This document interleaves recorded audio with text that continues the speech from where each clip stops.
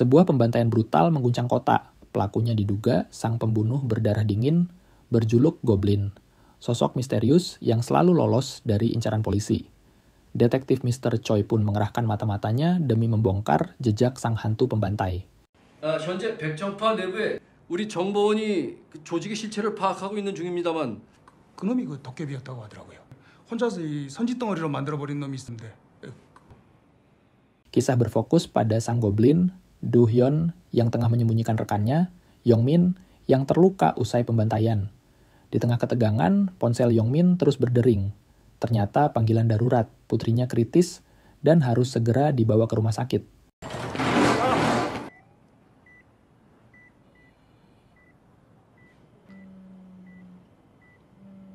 Saat menemani putri kecilnya yang terbaring lemah, Yong-min mendapat panggilan dari bosnya untuk segera datang ke markas. Sesampainya di sana, ia diperintahkan menghabisi salah satu rekan yang dicurigai sebagai mata-mata polisi. Tapi sebelum peluru dilepaskan, sang bos lebih dulu menelepon nomor terakhir yang dihubungi target untuk membuktikan siapa sebenarnya si pengkhianat.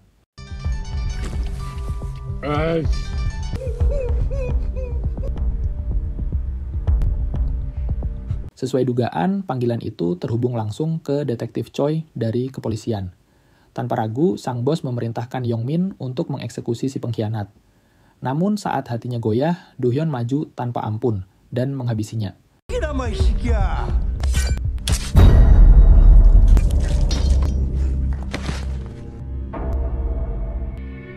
Usai kejadian berdarah itu, Do-hyun diam-diam mengunjungi istri dan anaknya yang telah tertidur lelap, hanya untuk memastikan mereka masih aman. Beberapa hari lalu, Ji-young, sang istri, memintanya menjauh demi putri mereka, karena ia tak ingin anaknya tumbuh dengan bayang-bayang seorang pembunuh sebagai ayah.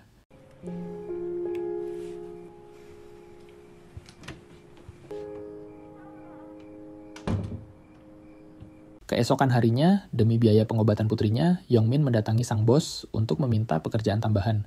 Tanpa banyak tanya, ia diberi berkas target. Seorang pria bertubuh besar, ayah angkat Do-hyun, sang Goblin.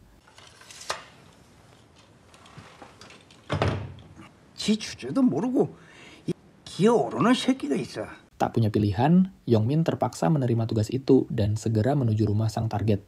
Dengan mata berat, ia meminta maaf karena harus menghabisi pria itu atas perintah bosnya.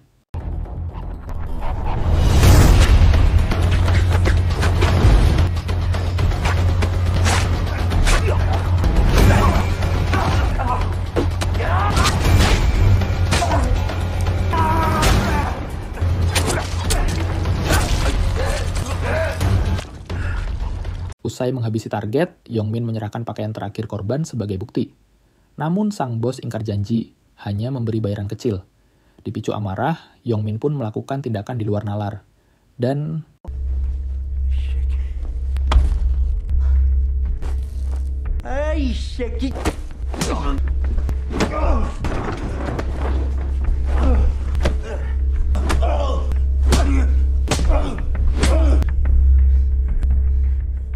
saat Do-hyun tiba, ia mendapati sang bos sekarat penuh luka tusuk. Begitu identitas pelaku terungkap, Detektif Choi muncul dan menggerebek markas gangster itu. Do-hyun pun dijadikan tersangka. Tanpa perlawanan, ia pasrah saat dibawa ke kantor polisi.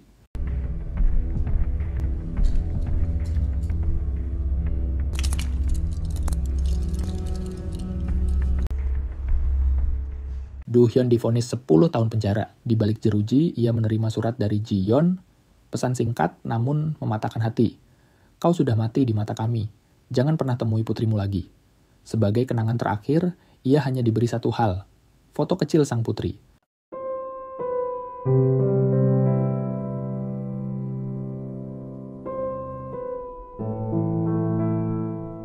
Diliputi rasa bersalah, Yong-min berusaha mengunjungi Do-hyun untuk meminta maaf, tapi selalu ditolak. Takut akan balas dendam, ia membentuk geng baru bersama mantan anak buah bos yang telah tewas. Selama Do-hyun di penjara, mereka berhasil membangun organisasi kriminal terbesar di kota.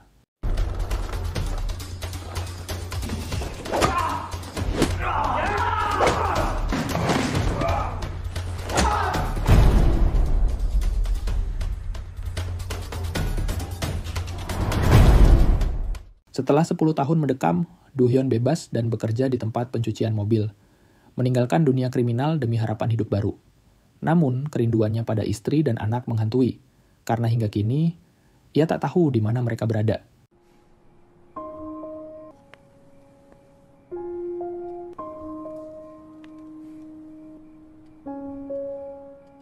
Singkat cerita, muncullah Eun-jo, putri Yongmin, siswi sekolah yang dikenal kejam membuli mereka yang lemah.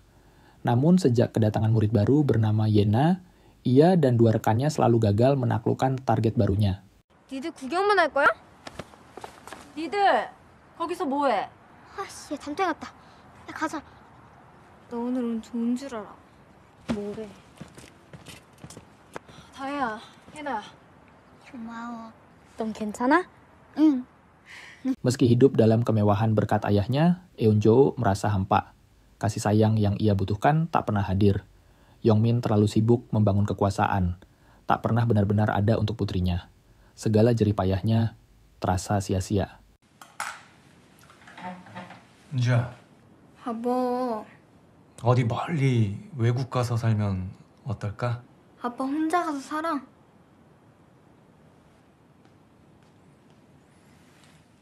Beralih ke Do-hyun, ia mendatangi kantor polisi memohon bantuan detektif Choi untuk menemukan alamat istri dan putrinya.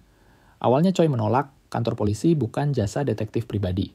Tapi akhirnya setuju, dengan satu syarat, Do-hyun harus membantu menyelidiki Yongmin, yang kini diduga sebagai goblin baru.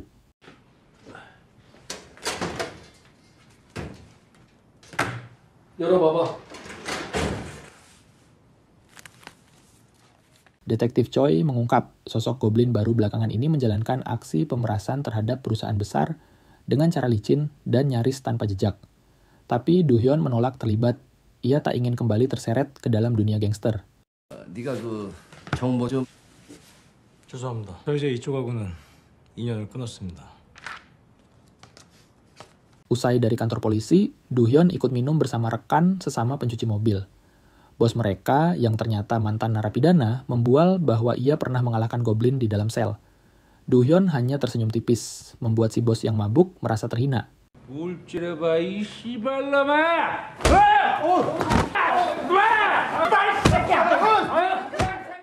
Mendapat laporan soal insiden itu, detektif Choi segera menuju lokasi. Namun setibanya di depan kantor polisi, ia terkejut melihat si pria pemukul tampak gemetar dan dipenuhi rasa bersalah, baru sadar pria yang dipukulinya adalah goblin yang sesungguhnya. 진짜 미안해. 새끼가 어디 보는 거였어? 에휴. Keesokan harinya, detektif Choi mendatangi Do-hyun. Ia percaya, setiap orang bisa berubah. Yang baik bisa jadi jahat, dan yang jahat bisa menemukan jalan pulang. Yakin Do-hyun sedang menata hidupnya, Choi pun menyerahkan secarik kertas, alamat istri dan putrinya.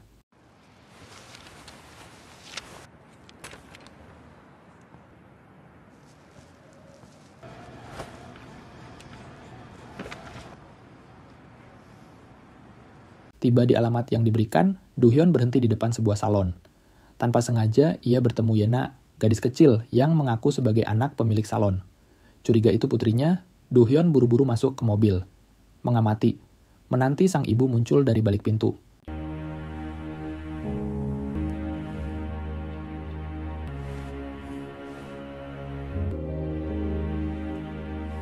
Betapa harunya Do-hyun saat menyadari Yena benar-benar putrinya.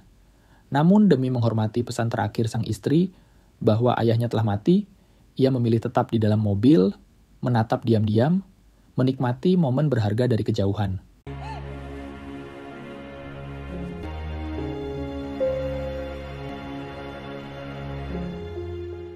Menjelang salon tutup, Yena yang menunggu ibunya tersenggol pria mabuk hingga ponselnya terjatuh. Pria itu tak menunjukkan penyesalan sedikit pun. Tak terima, Yena segera memberinya pelajaran soal sopan santun. Namun,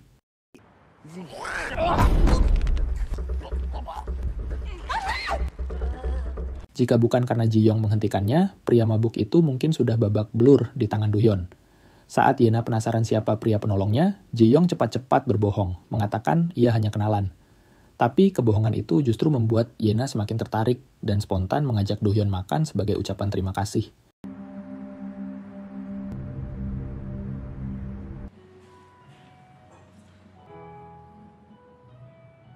Di tempat makan, Yena tiba-tiba bertanya apakah Do-hyun menyukai ibunya. Membuat Ji-young tersedak kaget. Menganggap mereka cocok, Yena spontan mengajak Do-hyun berfoto dan memberi nomor ponselnya sebagai bantuan jika ingin mendekati sang ibu.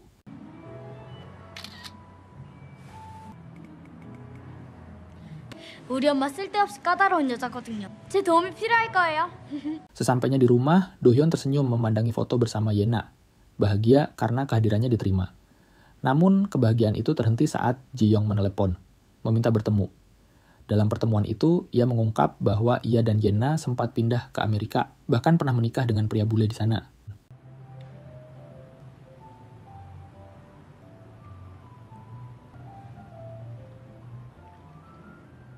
Karena Yena tak menyukai ayah tirinya, Ji-young memilih bercerai dan kembali ke negara asal. Ia mengaku baru pertama kali melihat putrinya tertawa bahagia sejak bertemu Do-hyun.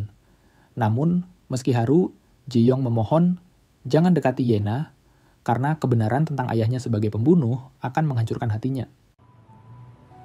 어제처럼 예나가 많이 웃는 걸. 미국도 새아빠도. Keesokan harinya, Do-hyun nyaris melangkah mendekati Yena, membawa hadiah jam tangan. Namun bayangan perkataan Ji-young semalam menghantam pikirannya, membekukan langkahnya. Dengan hati terbelah, ia pun berbalik dan pergi, meninggalkan harapannya di udara. Namun,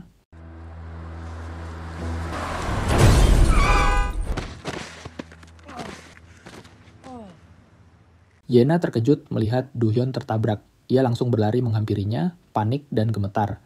Sang sopir, yang ternyata milik pribadi Eun-jo, bergegas keluar, wajah pucat, meminta maaf, dan menawarkan menanggung semua biaya rumah sakit sebagai ganti rugi. 아저씨! 비요! Saat hendak pulang bersama Yena, Do-hyun diminta kartu nama oleh sang sopir. Tak lama setelah mereka pergi, Yong-min datang dengan wajah cemas. Begitu melihat kartu nama korban, napasnya tercekat, nama itu menghantamnya keras. Do-hyun. 차에 있습니다. 먼저 퇴근해. 네, 회장님.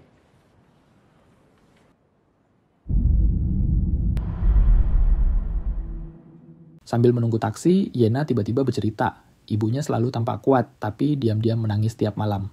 Ia berharap sang ibu bisa punya suami seperti Do-hyun, tempat untuk bersandar. Do-hyun terdiam, lalu tersenyum, dan menyerahkan jam tangan yang sejak awal ingin ia berikan. 우와, 마음에 들어? 네. 너무 고마워요.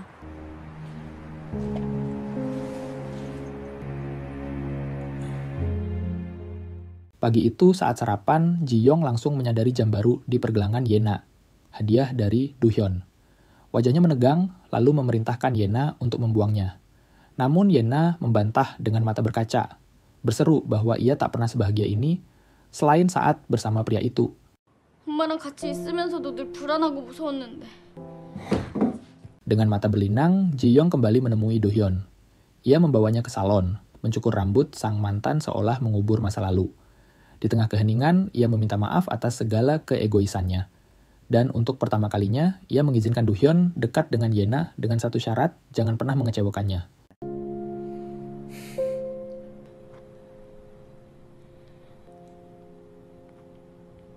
우리 예나 실망시키지 마.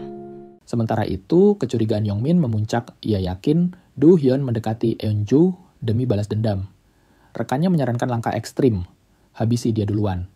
Dengan kekuatan dan pasukan yang dimiliki, kini menjatuhkan sosok berjuluk Goblin bukan lagi hal mustahil. 계속 감시해.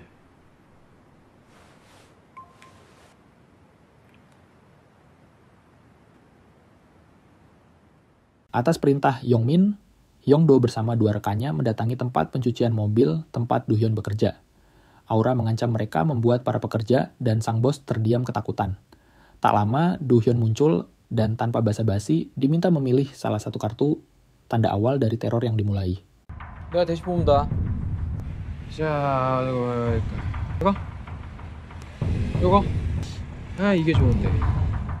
Tanpa tahu siapa Do-hyun sebenarnya, Hyung-do, pendatang baru di dunia gangster, langsung menghajarnya hingga babak belur. Ia menuduh Do-hyun berniat buruk pada Eun-jo, putri bosnya, Yong-min. Meski bisa membalik keadaan sekejap, Do-hyun memilih diam dan pasrah demi menghindari pertumpahan darah. 나꼭 비켜.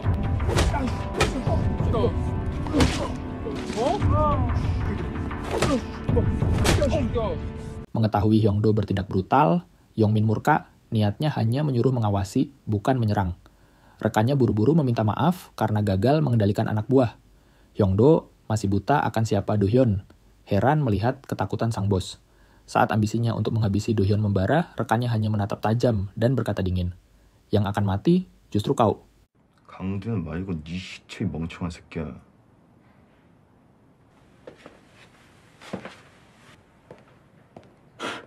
Agar insiden tak terulang, Yongmin menegaskan, jika ingin melawan goblin, pastikan dia mati. Namun ia belum sepenuhnya yakin untuk bergerak.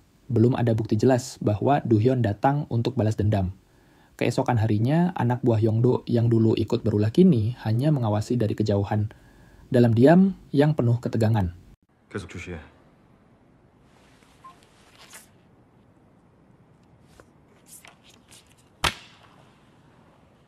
Beralih ke Yena. Melihat sahabatnya kembali dirundung oleh Eunjo, Yena langsung turun tangan. Dua anak buah Eunjo diberi pelajaran singkat hingga gentar. Dengan tatapan tajam, Yena memperingatkan, jika ini terulang, namamu akan sampai ke guru kelas. 야!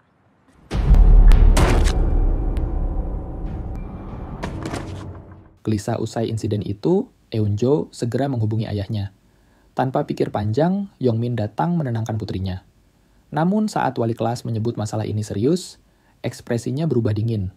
Ia menyuruh Eunjo keluar sejenak, lalu dengan tatapan tajam mengancam sang guru untuk bungkam.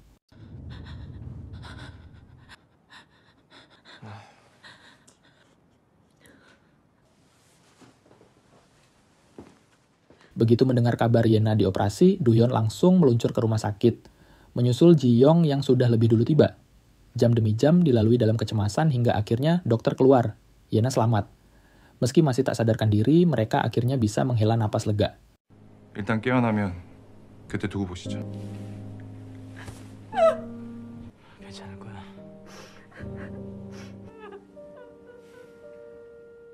Keesokan harinya, Do-hyun mendatangi kantor polisi untuk melapor. Namun yang ia terima justru sikap dingin dan meremehkan. Kasus Yena dianggap sepele. Bahkan ia disarankan berdamai dengan keluarga pelaku.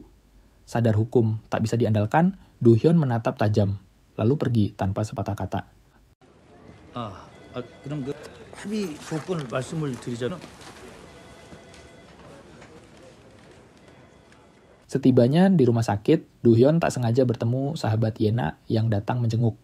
Anak itu yang berada di lokasi kejadian bercerita bahwa pihak sekolah seolah menutup-nutupi kasus ini.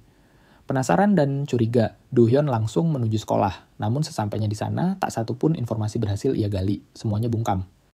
학교 정책상 사법기관 관계자 외에는 어떤 정보도 드릴 수가 없습니다.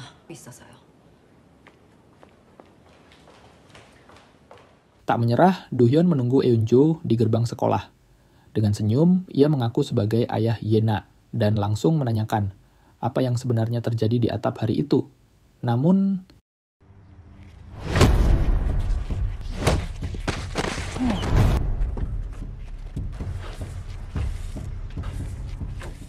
melihat Eunjo pergi bersama Hyongdo, Do-hyun langsung menyadari gadis itu putri Yongmin. Di sisi lain, Yongmin yang mendengar kejadian barusan makin curiga. Do-hyun ingin mencelakai putrinya. Tanpa ragu, ia pun memutuskan. Perburuan goblin harus dimulai sekarang juga.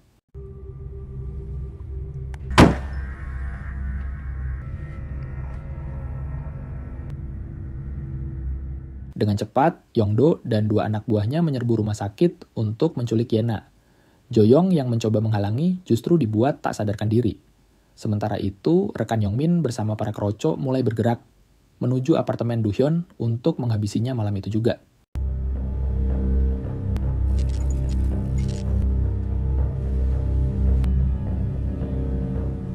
Sebelum menyerang, rekan Yongmin menunjukkan video Ji-young dan Yena yang disekap, membuat Do-hyun terbakar emosi. Kini, demi melindungi mereka, ia tak punya pilihan, selain kembali menjadi sosok goblin yang pernah ditakuti.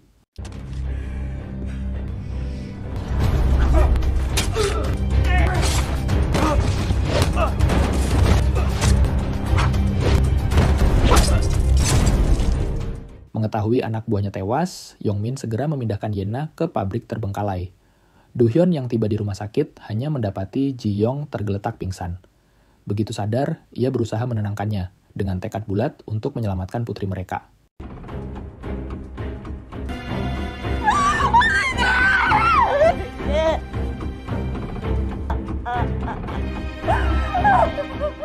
Hari itu juga, Do-hyun menyerbu kediaman Yongmin tepat saat Eun-jo hendak diamankan.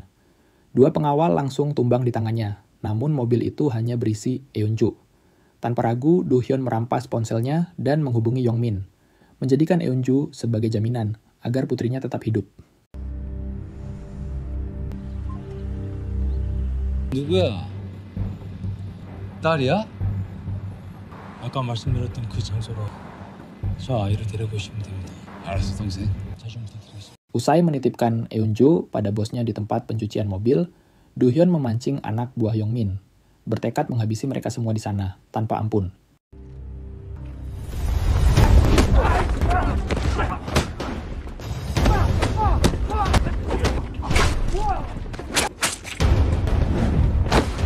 Usai menghancurkan para anak buah, Do-hyun berhadapan dengan rekan lamanya, sama-sama mantan pembunuh berdarah dingin. Namun, gelar Goblin bukan sekadar nama. Do-hyun menghabisinya tanpa ragu, lalu memaksa informasi soal keberadaan Yongmin keluar dari mulutnya.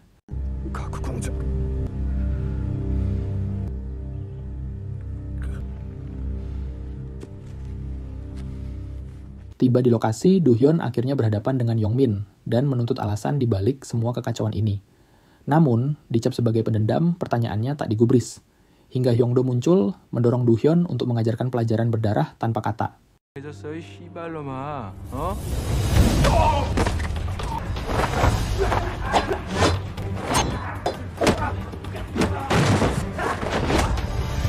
Kedua rekan Hyung-do terbukti tangguh memaksa Do-hyun menghunus pisaunya dan bertarung lebih serius.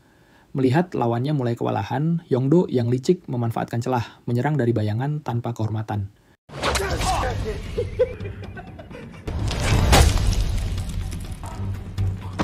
Usai menjatuhkan Hyung-do, Do-hyun harus menghadapi Yongmin yang mendesak soal keberadaan putrinya.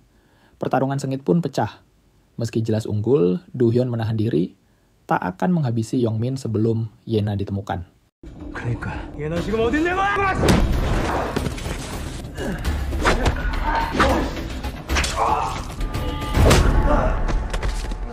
Dalam titik putus asa, Do-hyun memohon agar Yena dibebaskan. Tekanan itu membuat Yongmin akhirnya bicara, mengaku sebagai dalang di balik kematian ayah angkat Do-hyun, dan penyebabnya masuk penjara. Diliputi rasa takut akan balas dendam, pikirannya tak lagi jernih. Tak lama, Eun-jo tiba di lokasi diantar oleh sang bos sesuai rencana Do-hyun sebelumnya. 괜찮아.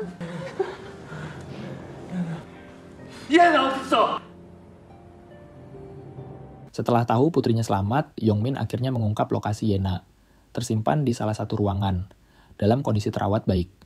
Do-hyun pun akhirnya bisa bernapas lega. Tak lama, polisi tiba dan Yena dibawa masuk ke ambulans. Namun, Do-hyun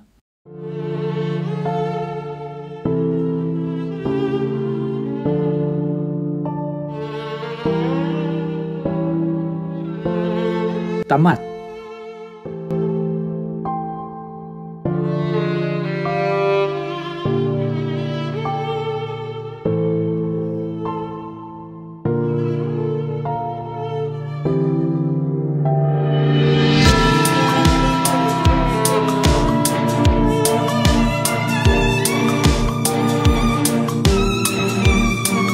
Sudah habis guys, nunggu apa?